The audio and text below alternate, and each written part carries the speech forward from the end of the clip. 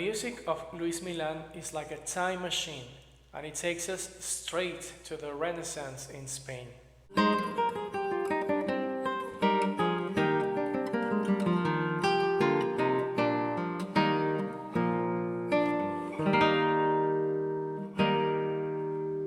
We don't know a lot about the life of Luis Milan or Luis de Milan. We know he was born before the year 1500, that he traveled through Portugal and maybe Italy, and that he spent some considerable time of his life in the Spanish city of Valencia.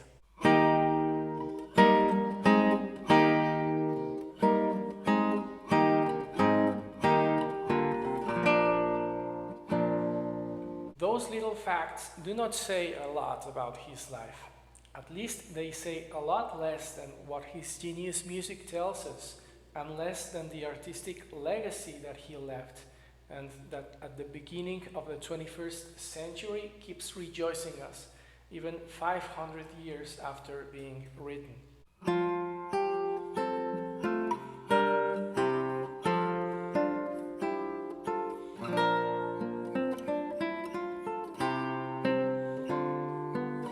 Milan wrote his music for the instrument named Vihuela, or Vihuela de mano, Vihuela for the hand, which is a direct ancestor to the modern guitar. The word vihuela is a variation to the word viola. Hence, it was called vihuela de mano to specify that you have to pluck it with the fingers instead of playing it with a bow as the violas.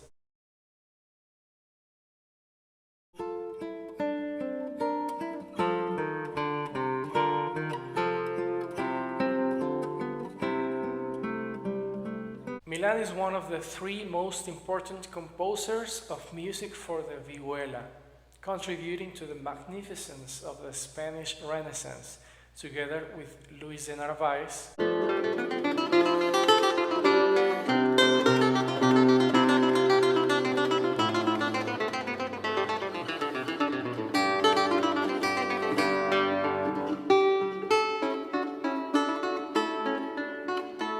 and Alonso Mudarra.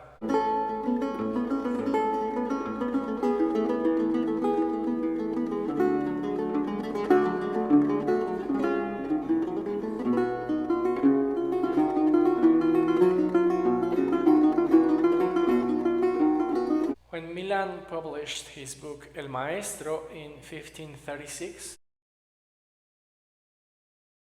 it was only 44 years after Columbus arrived to America, and only 15 years after the territories in America came to be part of the Spanish Empire.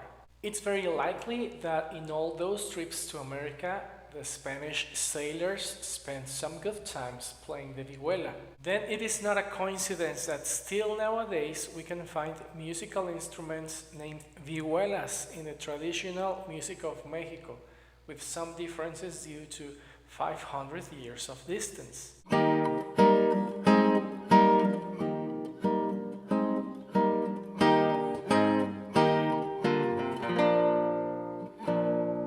The book El Maestro contains 40 fantasies.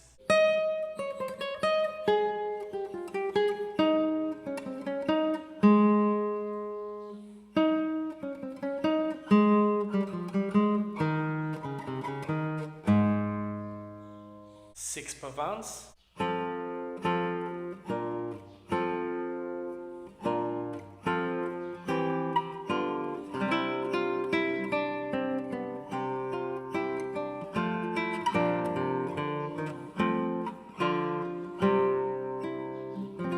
four tientos,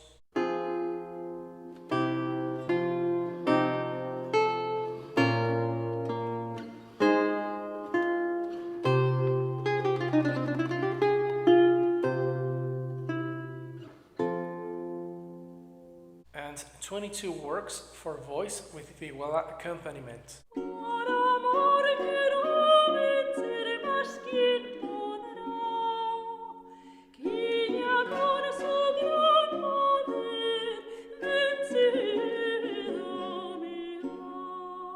The book is written in the notation that we name tablature, based on 6 lines, each representing a string in the instrument. In this case, the top line represents the first string on the trebles, and the bottom line the sixth string or bass. The numbers indicate the fret of the pitch to be played, depending on the line or string in which the number is.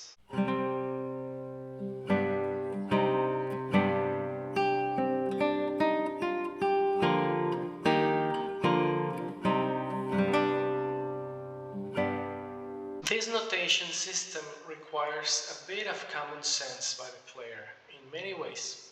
For example, the rhythms to play are above the lines but indicate the beginning of the note and not necessarily the end. And it is up to the player when he has to stop the sounds, thinking in a linear melody, or when to leave them sounding, thinking in a melody with a bass that should sound longer time.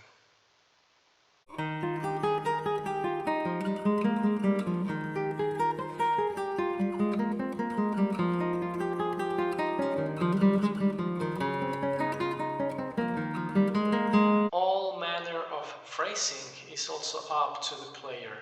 For example, this accent is very natural for the way the voices move, but in the book there are not any accents at all.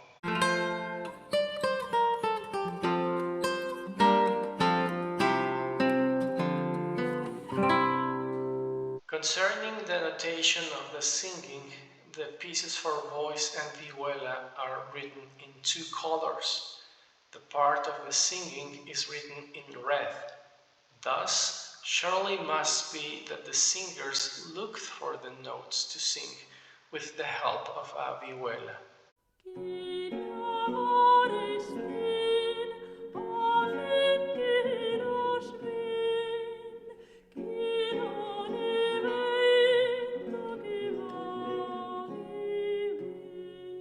Also, El Maestro seems to be the first book that proportioned indications for the tempo or speed of the music, with the annotations in some of the pieces. Milan also uses the technique of quoting other music, in this case his own. For example, the fourth pavan and the 22nd fantasy share the same opening notes to develop them on different paths.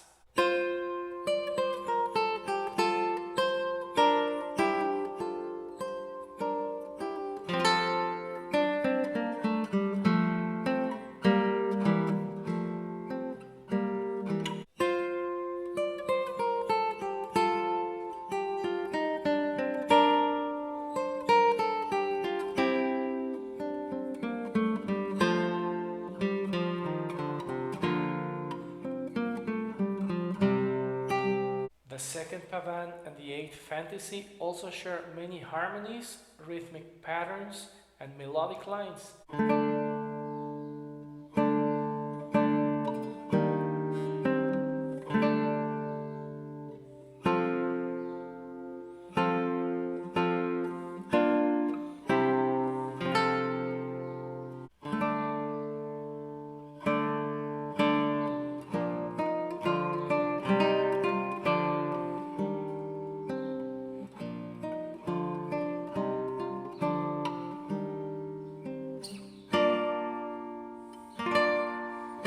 As if the common aspects would suggest that they are twin pieces, or as if they would have to be played as a set, as two sisters that hurts to separate.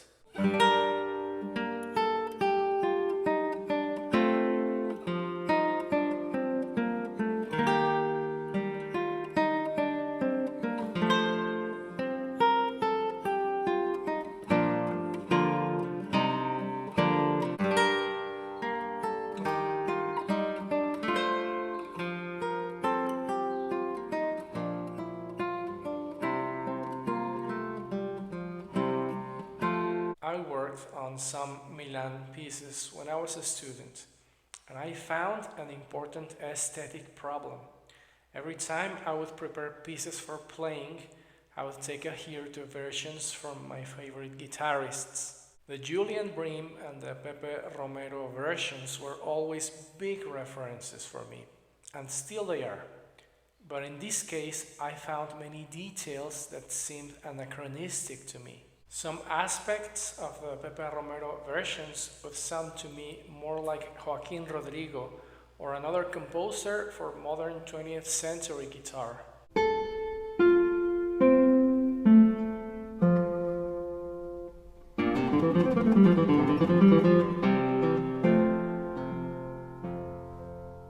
Whilst Julian Bream recorded some of his versions on the lute,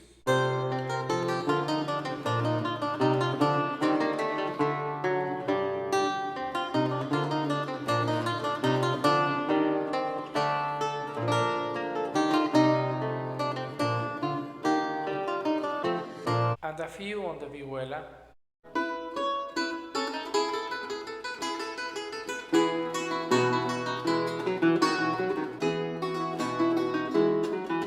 he was the first to say that he was more self-taught than academic in his technique. Other versions of legendary guitarists seem to be more guitaristic than vihuelistic, if I may say, looking for being played in the concept of ancient music fashionable for the middle 20th century.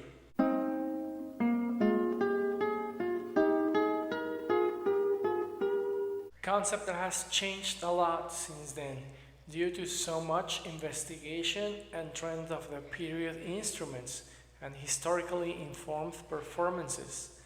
Thus, the obvious performance to hear and look towards was the Hopkinson-Smith version.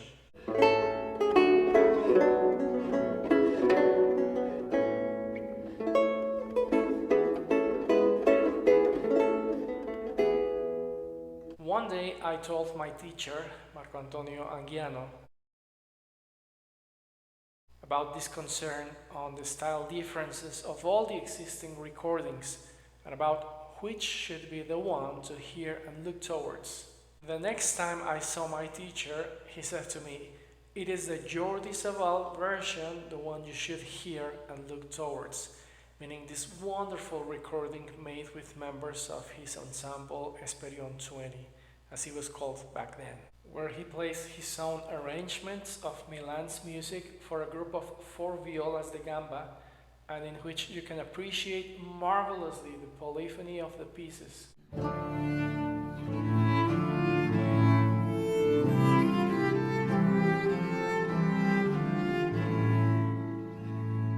And in which also participates the harpist Andrew Lawrence King, sometimes with the violas ensemble and sometimes playing a couple of pieces himself.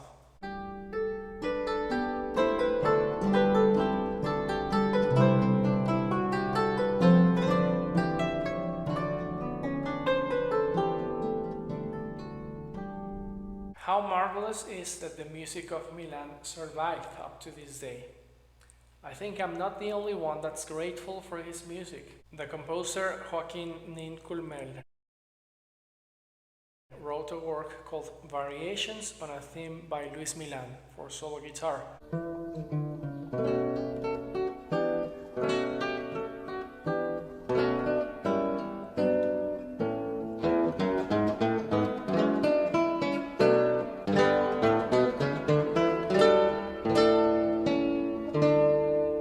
Also, the Cuban composer Leo Brouwer allowed himself to be visited by the ghost of Luis Milan when, in his 6th guitar sonata, he titles the second movement Melancholic Pavan with Luis Milan's permission.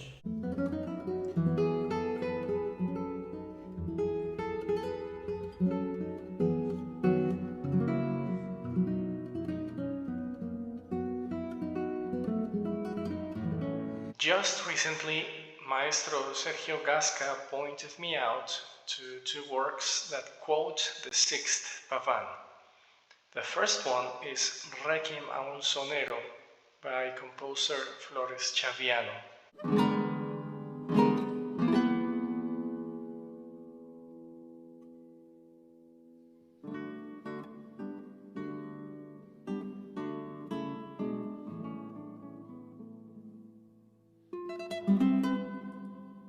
one is a fantasy based on the opening chords of the Pavan, wonderfully developed by Julian Orbon as the first of his three symphonic versions. Thanks, Sergio, for your great input.